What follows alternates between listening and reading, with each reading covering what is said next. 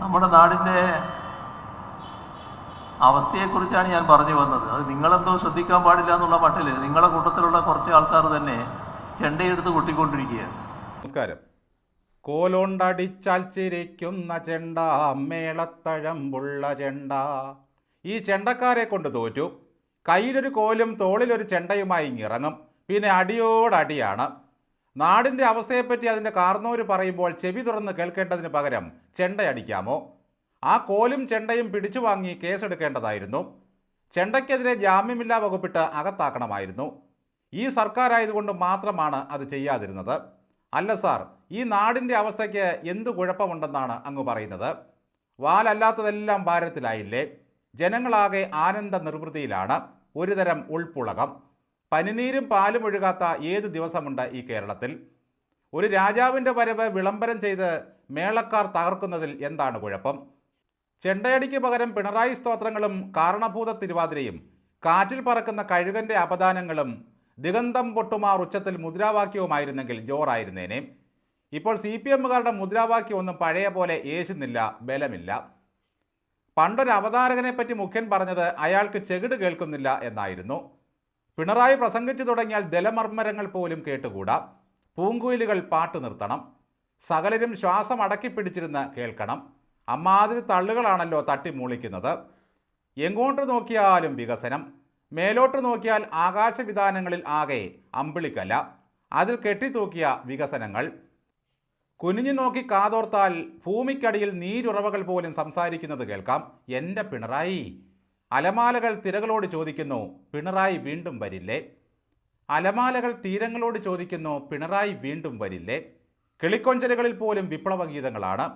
കിഴക്ക് സൂര്യൻ ഉദിക്കുന്നത് തന്നെ ഇന്നെനിക്ക് പിണറായിയെ കാണാമല്ലോ എന്ന ചിന്തയിലാണ്. ചന്ദ്രന് മാത്രം ആ ഭാഗ്യമില്ല. കാരണം രാത്രി സഞ്ചാരങ്ങൾ ഇദ്ദേഹത്തിന് കുറവാണ്. എന്തായാലും പിണറായി വിജയൻ്റെ കോപത്തിന് പാത്രീഭൂതരായ ചെണ്ടക്കാരുടെ കോലൊടിയുമെന്ന കാര്യത്തിൽ സംശയമില്ല.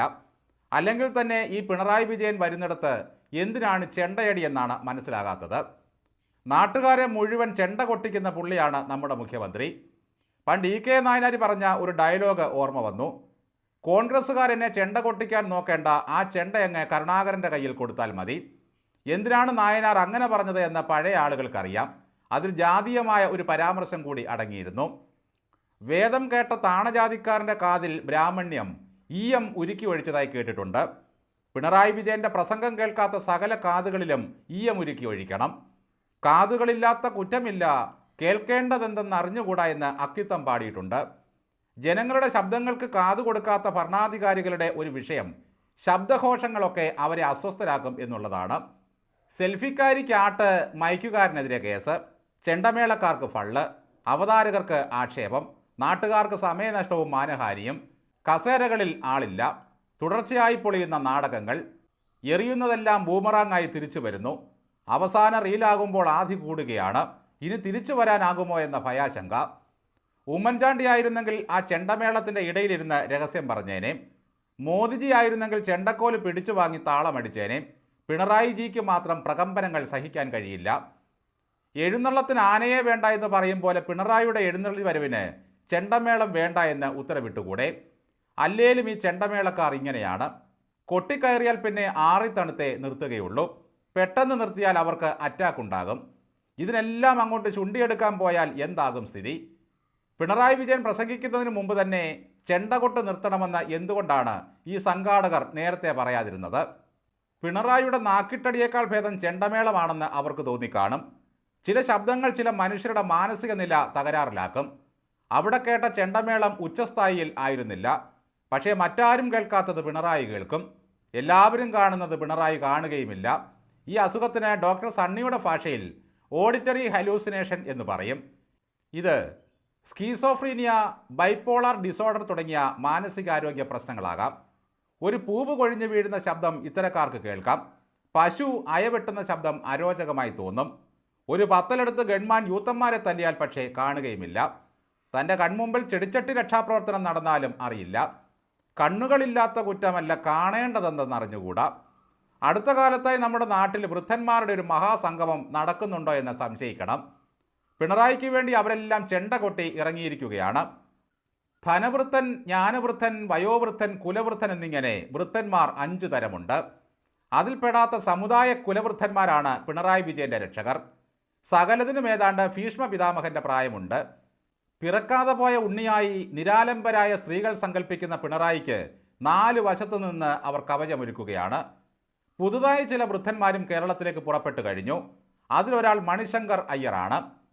കോൺഗ്രസ്സുകാർ ഇയാൾ കോൺഗ്രസ്സുകാരനല്ലെന്നും കമ്മികൾ അയാൾ കോൺഗ്രസ്സുകാരനാണെന്നും പറയുന്ന ഒരു അപൂർവതയാണ് മണിശങ്കറുടെ കാര്യത്തിൽ കേരളത്തിൽ നടന്നത്. ഇവിടെ പിണറായി വിജയനെ പുകഴ്ത്തിയാൽ ബിരിയാണി കിട്ടുമെന്ന് അറിഞ്ഞു വന്നതാണ്. KV തോമസ് എന്നൊരു വൃദ്ധൻ പിണറായിയെ പുകഴ്ത്തി. അയാൾക്ക് ക്യാബിനറ്റ് റാങ്കും മധ്യസ്ഥൻ എന്ന പദവിയും ലഭിച്ചു. അതറിഞ്ഞിട്ടാണ് മണിശങ്കർ അയ്യരുടെ വരവ്. പിണറായിയെ ഓർത്ത് പുള്ളിക്ക് ഭയങ്കര അഭിമാനമാണ്. ഇന്ത്യയെ കേരളം നയിക്കണമെന്നാണ് ആവശ്യം. പിണറായി വീണ്ടും മുഖ്യമന്ത്രിയാകും എന്നാണ് പ്രവചനം. ഇങ്ങനെ എവിടെ നിന്നെങ്കിലും വരുന്നവർക്ക് കാച്ചിയിട്ടങ്ങ് പോയാൽ മതി. ആ ഒരു പ്രതീക്ഷയിൽ ഇനിയും പിണറായി വിജയൻ കാത്തിരിക്കും. മറിച്ചെങ്ങാനും സംഭവിച്ചാൽ പ്രവേശിപ്പിക്കാനുള്ള ആശുപത്രി കൂടി കണ്ടുവയ്ക്കണം. ആരാണ് ഈ മണിശങ്കർ അയ്യർ? വയസ്സ് 84 ഉണ്ട്. കോൺഗ്രസിൻ്റെ ചെല്ലിലും ചെലവിലും എല്ലാം നേടിയെടുത്തു. കേന്ദ്രമന്ത്രിയായി. മറ്റൊരു KV തോമസ് ആണ് ഇദ്ദേഹം. നന്ദികെട്ടവന്മാരുടെ ഒരു ചരിത്രം തന്നെ കോൺഗ്രസിന് അവകാശപ്പെടാവുന്നതാണ്. ഈ മണിശങ്കർക്ക് ഇപ്പോൾ പണിയൊന്നുമില്ല. അങ്ങനെ ഇരിക്കുമ്പോൾ ആരോ പറഞ്ഞു, നന്ദികെട്ട കോൺഗ്രസ്സുകാർക്ക് അഭയം നൽകുന്ന ഒരു ദയാനിധിമാരൻ കേരളത്തിലുണ്ടെന്ന്. ചെന്നാൽ വല്ലതും തടയുമെന്നും പറഞ്ഞു. അങ്ങനെ വന്നു, പുകഴ്ത്തിയിട്ട് പോയി. മണിശങ്കർ കോൺഗ്രസുമായി ഇപ്പോൾ യാതൊരു ബന്ധമില്ലാത്ത ആളാണെന്നാണ് കോൺഗ്രസ്സുകാരനായ ചെന്നിത്തല പറയുന്നത്. പക്ഷേ പിണറായി സെറ്റും കമ്മികളും പറയുന്നത് മണിശങ്കർ അയ്യറാണ് യഥാർത്ഥ കോൺഗ്രസ്സുകാരനെന്നാണ്. ഇടയ്ക്ക് അവർ പറയും ശശി തരൂരും മികച്ച കോൺഗ്രസ് ആണെന്ന്.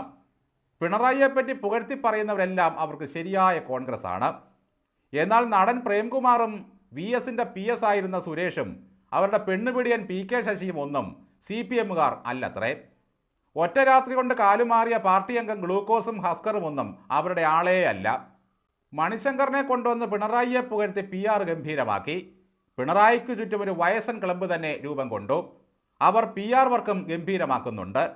വയസ്സന്മാർക്ക് പിണറായി വിജയനെ എത്ര വേണമെങ്കിലും വിമർശിക്കാം. മഹാപാപികളെ, ദൈവത്തെ ഓർത്ത് ഇടതിന് തുടർഭരണം കൊടുക്കല്ലേ എന്ന് പറഞ്ഞ സച്ചിദാനന്ദനെ പിണറായി പിന്നെയും പിന്നെയും സ്നേഹിക്കുകയാണ്. ആ സച്ചിദാനന്ദൻ അധ്യക്ഷനായ അക്കാദമിക്ക് മെയ് 31 വരെ കാലാവധി നീട്ടിക്കൊടുത്തു. 31 മുമ്പ് പിണറായി വിജയനെ എടുത്ത് ജനം തോട്ടിൽ കളയും. അപ്പോഴും മിടുമിടുക്കനായ സച്ചിദാനന്ദൻ തുടരുക തന്നെ ചെയ്യും. അതാണ് ബുദ്ധിമാന്റെ ലക്ഷണം. പറഞ്ഞു വന്നത് ചെണ്ടമേളം കേട്ട് കോപിഷ്ഠനായ പിണറായിയെ പറ്റിയാണല്ലോ. മനോരമ എഴുതിയത് ചെണ്ടക്കാർ കൊട്ടിക്കയറി മുഖ്യമന്ത്രി ഇടഞ്ഞു എന്നാണ്. കമ്പക്കെട്ടിന് തീ കൊടുക്കുമ്പോൾ കൊമ്പന്മാർ ഇടയുന്നത് പോലെ. ഇടയുന്നതിനെയൊക്കെ കാൽച്ചങ്ങലയിട്ട് ബന്ധിക്കുന്നതാണല്ലോ ഒരു നടപ്പ് രീതി. പിണറായിയെ വരിഞ്ഞു മുറുക്കാനുള്ള ആനത്തൊടല് ജനങ്ങൾ തന്നെ കൈകോർത്തുണ്ടാക്കും. എടോ പരനാറികളെ, ഞാനിവിടെ നാടിൻ്റെ അവസ്ഥയെപ്പറ്റി പറയുന്നു, നീയൊക്കെ അവിടെ ചെണ്ടയടിക്കുന്നു. ഇങ്ങനെ പിണറായി പറഞ്ഞിരുന്നെങ്കിൽ എന്ത് രസമായിരുന്നു. എന്തായാലും പിണറായി കപ്പിത്താനായ ടൈറ്റാനിക്ക് മുങ്ങാൻ പോവുകയാണെന്ന് ചെണ്ടക്കാർക്കും അറിയാം. അതിനു മുമ്പ് ഒരു മേളം കേട്ടിട്ട് പോകട്ടെ എന്ന് അവർ കരുതി. DYFIക്കാർ എന്തുകൊണ്ടാണ് ചെണ്ടക്കാർക്ക് നേരെ രക്ഷാപ്രവർത്തനം നടത്താതിരുന്നത്? ശബരിമല പ്രക്ഷോഭകാലത്ത് ഒരു ക്ഷേത്രത്തിലെ വിളക്കണയ്ക്കാൻ ആളെ വിട്ട പുള്ളിയാണ് പിണറായി വിജയൻ. അന്ന് കിട്ടിയ പേരാണ് വിളക്കൂതി വിജയൻ.